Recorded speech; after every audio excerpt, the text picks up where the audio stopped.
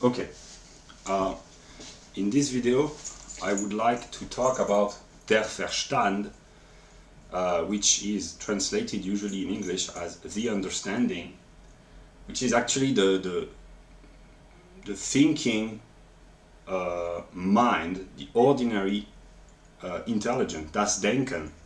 And I will put in the description below a link to a video that I made about rationality, and also the link to the video that I made about all the categories, the Reflexionsbestimmungen, and the concepts which appear in the science of logic in the encyclopedia to illustrate, because one way of defining der Verstand is the faculty, the intellectual faculty of ordering the perceptions, the perceptual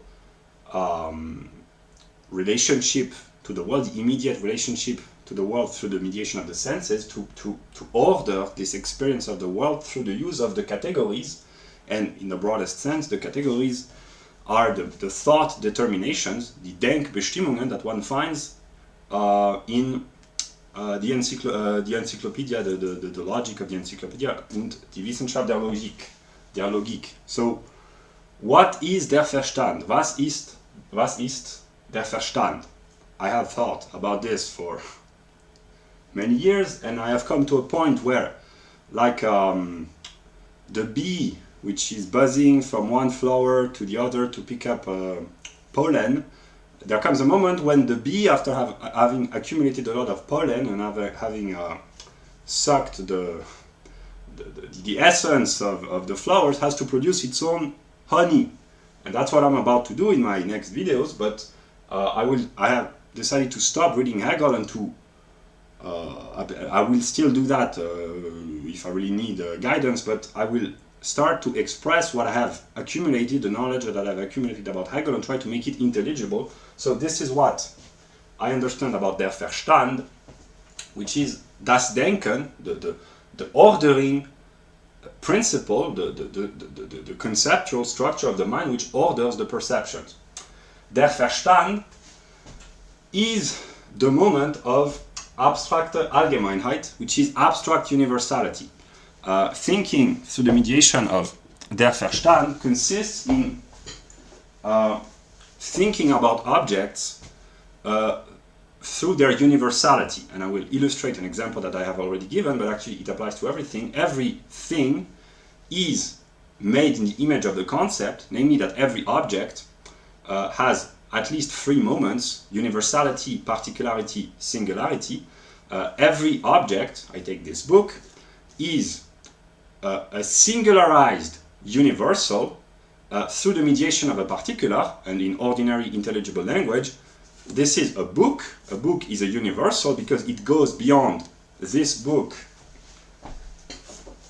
or that book that I will talk about later, or any other book, because the determination of a book applies to all books, whether they are e-books, paper books, old books, new books, good books, bad books, etc., etc. So this would be the universal.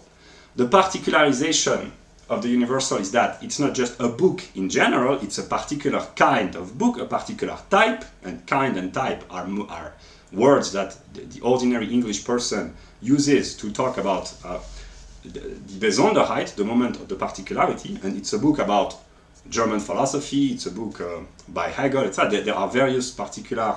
It's a book officially written in the 19th century, so there are various ways of particularizing this one book. And the singular is this copy of the book, which is unique. It excludes all the others. But this singular book, this edition that I have partly annotated, actually it's not. It's die Logik der Enzyklopädie, die Logik der Enzyklopädie der philosophischen Wissenschaften. So this singular copy is a particular kind of book, but the universal, the abstrakte Allgemeinheit, doesn't cease to be what it is through its particularization or its singularization. So that's just an illustration, but it works for everything. It works for humans, for houses, for trees, for any object, because every object can be divided through the moments of singular, particular, universal. This is how in biology, species and animals are classified. Every dog is a singular animal of a particular breed, a particular species, which contains in itself the universality of being a dog, but also being a mammal, being a living organism, etc., etc. And the more one elevates oneself through the activity of abstraction and thinking, the more we leave aside determinations. This book is a copy of the Encyclopädie der Philosophischen Wissenschaften. It's a book about German philosophy. It's a book. It's an object. It's a substance. It's a thing. It is. So we elevate. Object is more determined than substance. Thing, something is more. Object is more determined than substance. So substance is more abstract. Adress, something is even more abstract. And being, it just is. It's the most abstract. It's so abstract that actually it's nothing. That's very Hegelian. So, yeah, der Verstand is the faculty of thinking which predicates to singular objects through our immediate perception of reality. We are in contact through the mediation of our senses, precisely not through the mediation, we are immediately into contact, whether at a distance through our ears or a vision or directly by touching, with singular objects. The world in which everyone lives is filled with singular objects, but through a thinking activity, we can separate what is concrete, what is fully determined, what is singularized. We can abstract the various moments, singular, particular, universal, and this faculty of abstraction is der Verstand. So der Verstand is the faculty of the mind, das Denken, which abstracts and universalizes in a way the singular objects that are perceived through the mediation of the senses. It is also, because of that, it classifies in various Gattungen, which is the German word for genus or genera, the genus of biology, but it works not only in biology, it works in every, it's a classification. Der Verstand, das Denken, is the activity of the mind which puts the singular under a category of a universal or a general genus. We classify various books, we classify the various branches of the sciences. This video is about philosophy. It can be generalized, it can be put under the generality of philosophy, one might say. I don't know, a baker, it's a particular kind of job. It can be put under the Gattung, the genus, a craftsman or economic agent, whatever. Democracy is a political regime. It can be subsumed or put under the Gattung, the various types of political regimes alongside monarchy, republic, authoritarian regimes, etc., etc. Everything can be classified. So the Gattung und Arten are genus and species, the general, special, the classification basically. Also, der Verstand is the faculty of the mind which goes beyond what is immediately given, what is immediately present, and mediates the experience of the world by transforming the immediacy into a mediated experience, namely the objects that are perceived are no longer what they are, but they are the appearance, the manifestation of laws and forces. Kräfte means the forces, and Gesetze are the laws. So these are the forces of physics, for instance, and the laws of physics, the laws of chemistry, the laws of economics, even the rules of grammar, I will detail. So here, these are various particular modes of particularizing the universality, precisely that Gattungen, usually it's more in the realm of biology, but it can be applied to anything. Kräfte, the forces, it's more in the realm of physics, but it is also valid in biology. One can speak about that the evolution, the theory of evolution could be envisioned and used to be by the vitalists as a manifestation of a life force. So yeah, and the Gesetze, we find laws in biology, in physics, in economics, in all the fields of human and non-human, organic, non-organic, physical and non-physical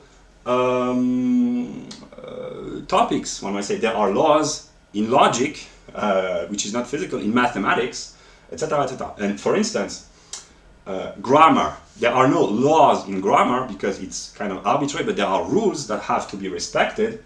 And I borrowed this idea from the writings of Hegel, like most of my ideas, but the young, when they go in school, they learn how to put a singular case, for instance,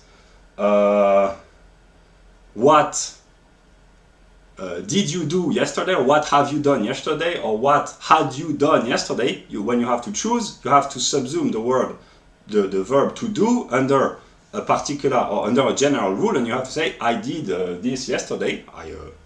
I read Hegel yesterday, and I thought about Hegel and I wrote it, but whatever, that's not important. What I mean is that grammar, we say, I saw one man, I saw three men. It's very simple, but the general rule is that when there is multiplicity, plurality, we do not say, I saw three men, but I saw three men. So the children who learn English, whether they're as a native language or as a foreign language, they have to learn how to put the particular or the singular case, three men, three mice, tooth, teeth, etc., under the general law. So there are laws in grammar, and this faculty of the mind of apprehending, grasping, conceptualizing, collecting, not collecting, but seeing, not in a literal sense, the universal, which can take the form of species or genus and species, forces and laws, is der Verstand. And it's also a faculty of, I hope that we see, abstraction, separation, one-sidedness, dualistic thinking and mediation, and I will briefly explain, because by elevating the mind above what is singular, what is immediate, one abstracts, one leaves aside determinations. When we think about dogs in general, we come from a singular dog, which is fully determined. He has size, claws, hair, how do you call this? Hair, yeah. Tail, etc. We leave aside all these determinations, the color, the age, the race, etc., and we elevate oneself through a fitting activity to the idea, as we call this in ordinary sense, the Denkbestimmung of dog in its universality, or a tree in general, or a man in general, or a business company in general, not a baker's, not an insurance agency, not hairdressers, but a business in general. In order to elevate oneself to the idea of what does it mean to run a business, one has to leave aside all the particular and the fully determined, the singular and particular cases, and think about a business in general, or a tree in general, or a movement in general. Newton didn't think about one apple falling, but objects falling, all objects, apples, rocks, the moon, etc. So, yeah.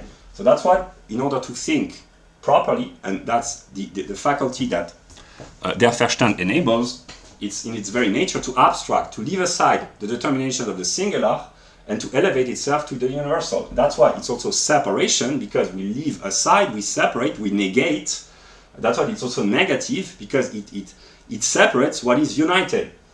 It's one-sided, I will talk about this later, because it sets categories which are determined. So it thinks with one-sided categories, with finite categories. That's why der Verstand, as Hegel would say,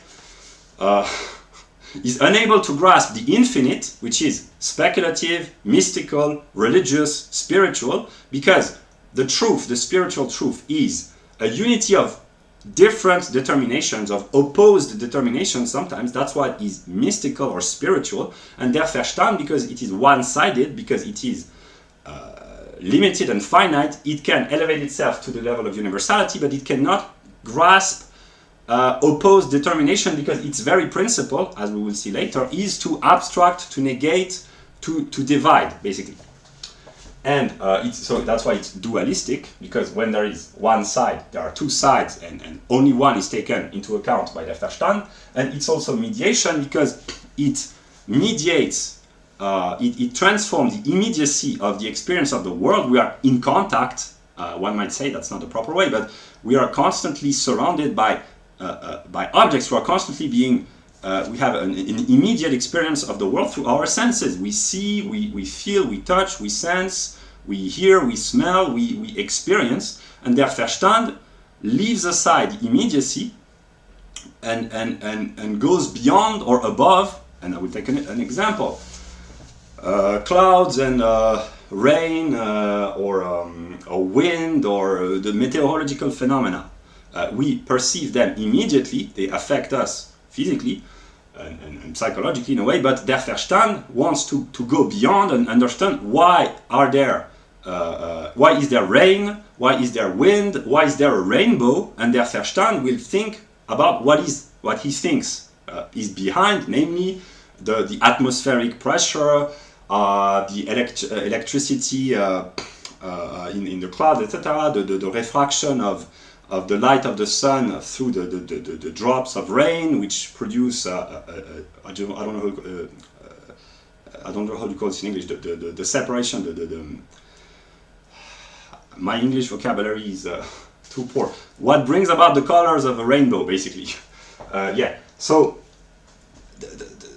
the Verstand is in its most intense use is the mind of scientists, basically. The scientists want to go beyond the phenomena. Newton didn't want to see an apple fall, he wanted to understand the causes, the forces, the generality, the principles, and to see what was behind, what brought the phenomena into being, what lied behind, in a way. That's how the Verstand thinks. And here I took an example, I hope that we see.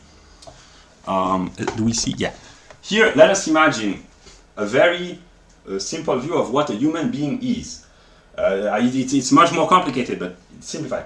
Human being has a certain level of quantitative intelligence. He or she has a gender. He or she has anthropological determinations, that which we call race or ethnicity. He has a social status, social occupation or lack of occupation or whatever. He or she has a certain age. He or she has a certain religion, political views, psychological characteristics, etc. These are broad determinations of what a human being is. So a human being is a fully determined, is a complete being. And their Verstand, what it does is to leave aside, to separate, to abstract, to negate, in a way, the totality, in order to examine each of these aspects. I took the example of a human being, but it's true of every other. It can be the physical world as well. And their Verstand, which is in its highest intensity is the mind of scientists, will study human psychology, namely make case studies with individual empirical subjects, but try to abstract the universality and study the human psyche in general.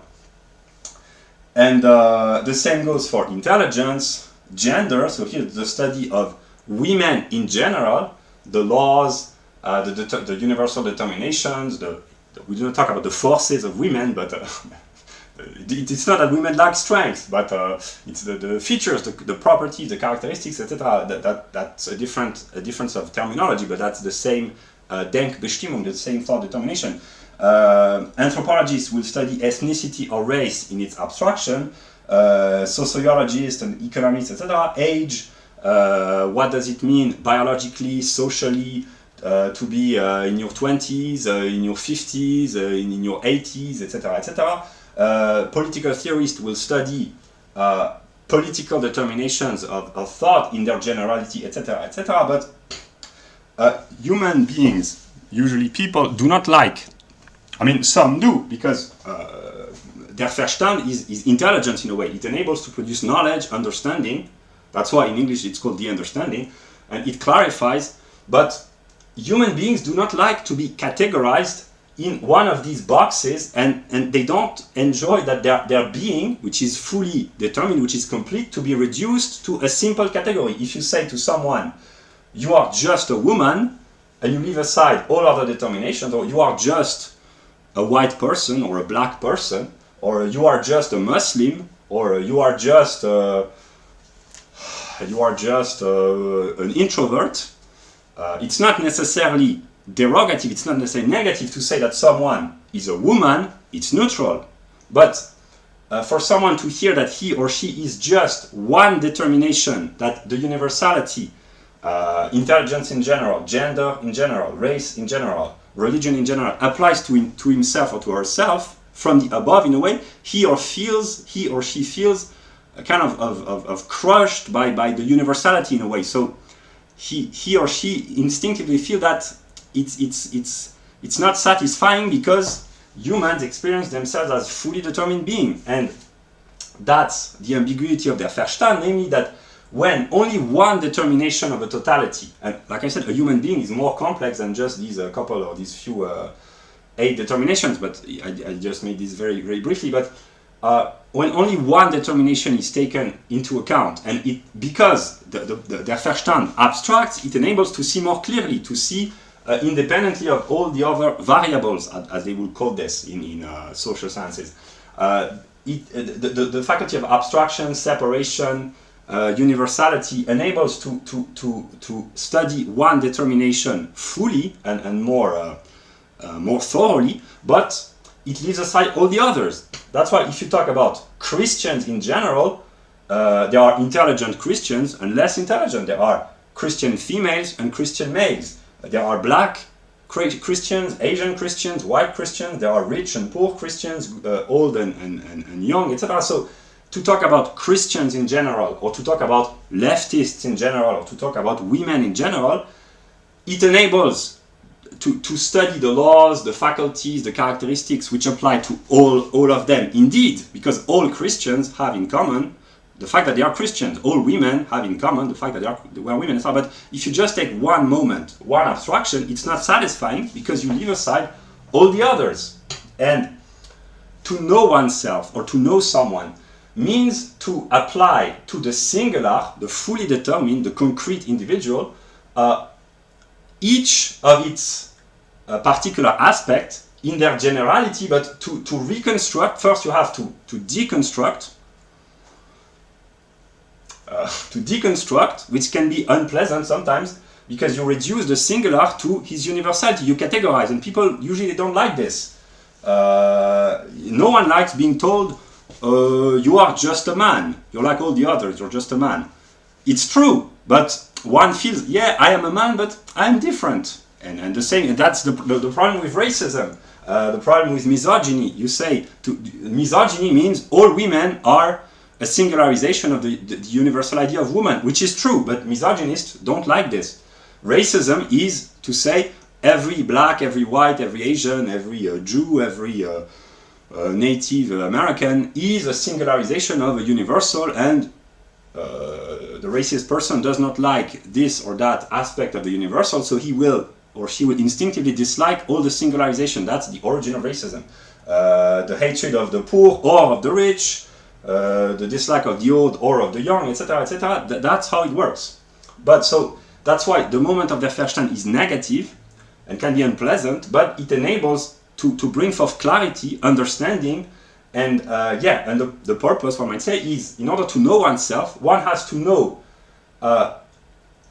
at each of one's singular aspects, intelligence, gender, anthropology, social status, etc., etc., through the mediation of the universality in a way. And that's what scientists produce, universal knowledge. But what is first deconstructed, separated, negated, has to be recollected, remembered, brought together again. And the process of knowledge is a process of separation and then reconstruction in a way. That's epistemological reconstructionism, basically. Yeah. Okay, I had to cut the video because, technical problem, but hopefully I can unite the two parts. So I summarize what I say. Der Verstand, one way of understanding the understanding, is to say that it's the faculty of the mind, das Denken, of abstract universality, genus or genera, forces, laws, laws of physics, laws of chemistry, laws of economics, laws of psychology, rules of grammar, etc., etc. It's the ordering principle of the perceptual experience of reality. It's ordering of reality through the mediation of the categories. And it is the faculty of abstracting, negating, separating, mediating the experience of the world. Okay, so hopefully, now I will turn the table and see in a more rigorous philosophical meaning what der Verstand is. It's written in German. So, yeah. I will make a joke because, Hegel is calling. Do you accept or do you decline? I decline. You have no choice. You have to accept. Okay, and here's the joke. It's not very funny, but okay, if I have to accept Hegel's call, I will, but I would prefer not to. That's very Hegelian, basically. That's the unity of affirmation and negation, basically. Okay, so der Verstand, in a more rigorous philosophical meaning. It's the principle of identity. Verstandesidentität. These are in red. Hopefully we see the laws of logic, the rules, the laws of logic, the laws of thought, which have been thought to be universal in the history of logic since Aristotle. A equals A. A kann nicht zugleich A und nicht A sein. A cannot be at the same time A and not A. So A is A. A equals A, and A cannot be A and not A. And the third is entweder oder, which is either or. And here, in red again, the Bestimmtheit of der Verstand is the principle of analysis. To analyze means to separate a totality, to isolate elements of a totality in order to consider them, to grasp them in their simplicity. In a way, it's to deconstruct, to analyze. To separate a totality into its more simple elements. When someone analyzes a text, there is the text, and we take word by word, sentence by sentence, paragraph by paragraph. We analyze, we decompose, we simplify in a way in order to see more clearly. And as Kant would say, when we analyze, we do not learn anything new, we only clarify what we already knew. But in chemistry, an analysis means to decompose a substance into the various substances which compose the chemical substance, into the various chemical elements or the various molecules. And a synthesis is the opposite of analysis. Analysis means we begin with a totality, we separate the various elements. A synthesis means to unite different determinations to make it a whole, a totality, or at least a fully complete unit, basically. That works in chemistry, but in text, literature as well, in everything, basically. Okay, so these are the rules and the laws of der Verstand. So A equals A. Alles ist mit sich identisch. Everything is identical with itself. So these are the laws of der Verstand. Everything is identical with itself. A is A. Alles ist verschieden. Everything is diverse. Es gibt nicht zwei Dinge gibt. There are no two things, die einander vollkommen gleich sind, which are completely equal with one another. So one of the other laws is that everything is differentiated, or everything is diverse, in the sense that there are no two things which are perfectly identical. And as Hegel would say, this law actually contradicts the first law, but der Verstand is sometimes dubious. But what it means is that there are no two copies of these books. Although they may have been printed the same day, the same edition, they are identical in all regards, but they are nonetheless verschieden, they are nonetheless diverse because of physical properties, because the atoms composing this book and the atom composing another copy of the same edition of the same book produced the same day, they are chemically and physically different. But what is true in the realm of physics and chemistry is also true in the realm of logic, namely that two atoms or two particles, two electrons or two quarks or two neutrons or whatever, they may be identical in all regards, but they are verschieden, they are diverse, nonetheless, because they are two, basically. So that's one of the laws of der Verstand. Everything is diverse, anyway. And alles ist ein wesentlich unterschiedenes. Everything, or all objects, or everything, is an essentially differentiated. Everything is essentially differentiated. Which means, von zwei entgegengesetzten Prädikaten kommt dem etwas nur das eine zu und es gibt kein drittes. Which in English means, from two opposed predicates, only one of the two can be attributed, predicated to something, and there are no third option. It's the excluded third. Namely, A is either A or not A. There is no third option. This is the proposition of the excluded third, Satz des ausgeschlossenen Dritten. Namely, this is the law of der Verstand, entweder oder, either or. Something is either hot or cold. There is no in between. Something is either up or down. There is no in between. Something is either identical or different. There is no in between. But the philosophy of Hegel is the philosophy of identity with self in difference from oneself. It's the unity of identity and difference. So the philosophy of Hegel consists in contradicting der Verstand, but it's not Hegel who comes from God knows where and who contradicts der Verstand. It's actually, as Hegel would say, der Verstand which contradicts itself. So this is how ordinary scientist and ordinary intelligence thinks. But this is not appropriate to grasp the truth. But I will just conclude by saying this. And another law is that alles hat seinen zureichenden Grund, which means everything has its sufficient reason. The Grund here means the cause or the reason. So everything is founded upon something else. Namely, there is a cause, there is a reason for everything. Everything has its reason for being. That's one of the other laws. And this is the laws of Leibniz, and this as well. And but the classical laws of logic are A equals A. A cannot be at the same time A and not A. A human can be young and old, but not at the same time, through a temporal process of growth. But at the same time, it's impossible from the logic of der Verstand.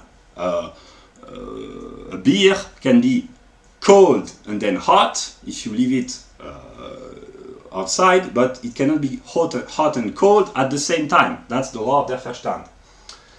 And either or, and I will illustrate with a book by Ayn Rand, Atlas Shrugged. The structure of the book, the contents, is structured: part 1, non-contradiction; part 2, either or; part 3, A is A. So Ayn Rand, who was a hardcore rationalist, non-contradiction is this law, either or this law, A is A, this law, basically. Hopefully we see. So so these are the laws of the rules of classical logic, the laws of logic. And with these laws, now I will make the connection with the categories.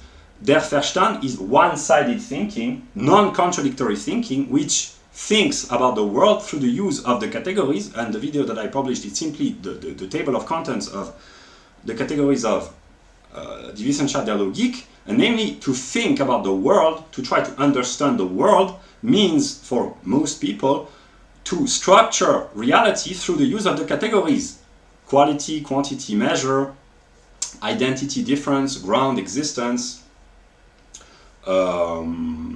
Wirklichkeit, form, content, substance, accident, etc. People do not use the words, but that's how they structure with different words, but different words which express the same thought determination. This is how people structure their relationship to reality. Universal, singular, particular. People do not use this in their ordinary language usually, but they say a general, special. These are other words, or type and kind, or etc. These are other words to express the same thought determination. So, in order to understand reality and to understand God eventually, the first moment is the moment of der Verstand, namely to have an intellectual view of reality through the use of the categories, because only then one can go beyond the one-sided aspect of der Verstand, the law of identity, and go into speculative thinking. And speculative thinking is mystical thinking, spiritual, religious thinking,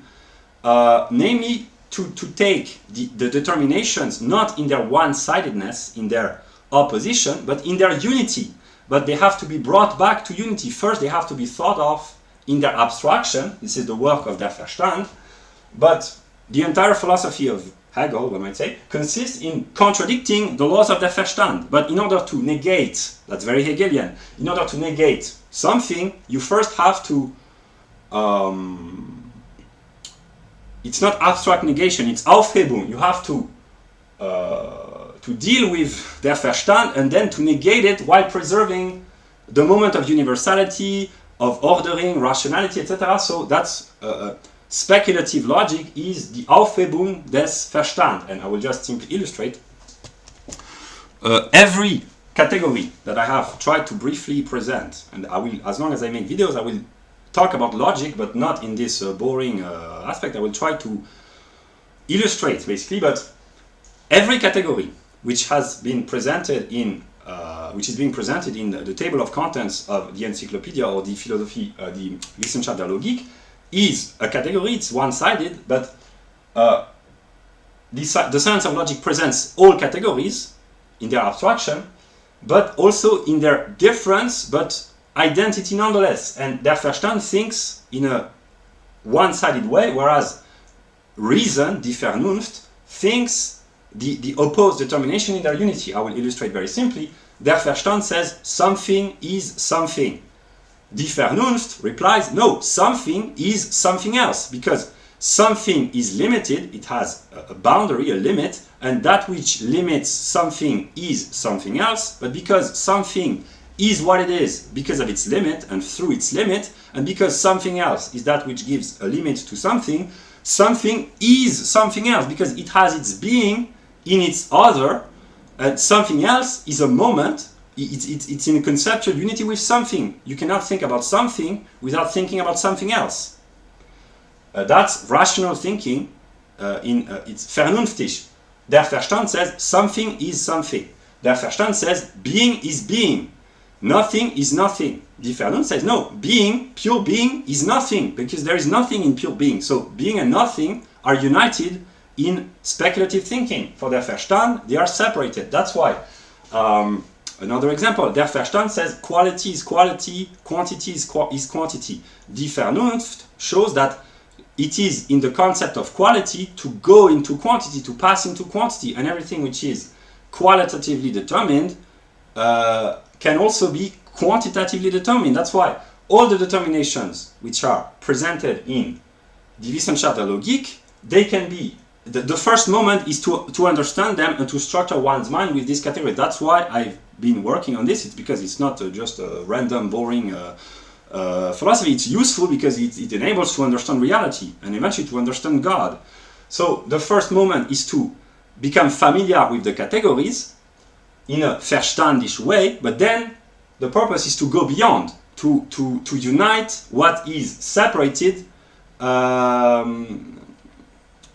in der Verstand, basically. So yeah. So these are the laws. I will repeat them and I will conclude the video. The laws of thought, which are the laws of ordinary classical logic. A equals A. Everything is identical with itself. A cannot be A and not A at the same time. Everything is diverse. There are no two things which are perfectly equal or perfectly similar. Everything is essentially differentiated, which means that from two opposed predicates, only one of the two can be attributed or predicated to something. and there is no third. A color is either blue or non-blue. It can be blue or yellow, but it is either blue or non-blue. It's either day or not day. But then there is the twilight, and there is yeah. That's why the Verstand is unable to grasp the totality of being, because it's one-sided, it's limited, whatever. So the proposition of the excluded third, the excluded middle, either or, the law of die Vernunft is sowohl als, as well as. It's not either hot or cold. It's cold as well as hot, in a way. That's speculative, mystical thinking, and everything has its Zureichen and Grund, which is true, but the existence comes out of the Grund, and they are in a reciprocal unity, basically. So this is what I had to say, and now in my coming videos I will not repeat all this. I will put the link to this video, because it has taken me many months, many years to arrive at the point where I broadly understand, and I will just conclude by saying that in order to understand anything, the first task is to order reality with the use of the categories. It simplifies, it clarifies reality a lot to simply use singular, particular, universal, cause and effect, identity difference, quality quantity measure. Yeah, but then these opposed determinations have to be thought about in their unity, and that's speculative thinking. And I will just conclude by saying that spiritual people who have spiritual experiences, they all have in common the fact that they are capable of uniting differentiated or different determinations in a unity. They do not consciously think about how they think.